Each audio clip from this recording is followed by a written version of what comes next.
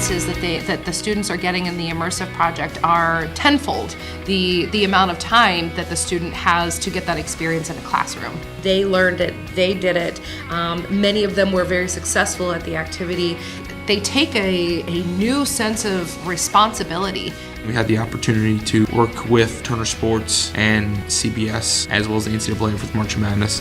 It's something that I'll never forget. You never stop learning, I feel like, and I think that's one thing that being immersed is something that, you're on the real job market, you're in the real job, real life. It gives you an opportunity to go out and do something extra. And I know that I never would have got to be able to travel to some of these places if it wasn't for the Immersive Learning project I was in. Tens of thousands of people will see these videos. That's not an exaggeration, they really will. So there are real world stakes. There are people in this state that will go through their entire careers, have good careers, and not have the same kind of exposure that the students are doing right now in college. They made all the decisions. They decided which artists we were going to cover and how we were going to cover them and what form the stories took and how long the documentary was. And that's what, as a journalist, you want. You want the public to see your work and learn something from it and be informed and entertained by it.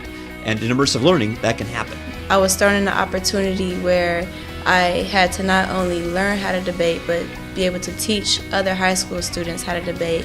And I thought it was a great experience because everyone had different backgrounds, everyone knew something about something, but not everything.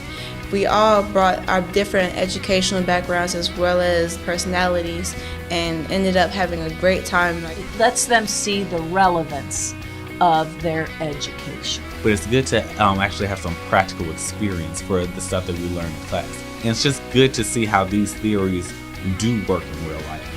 One of the things that keeps coming back to me from my immersive learning students are job interviews. And when they sit down at a job interview and the person is looking over their resume, the main thing they ask about is their immersive learning experience. And it's nice because now these students have real stories that they can offer. When I leave and get interviewed and people ask what I learned, I could say that I actually did learn a lot from this experience because I actually had to do it. Students are working on real problems, they're working with real people, and they're generating real solutions that will be implemented.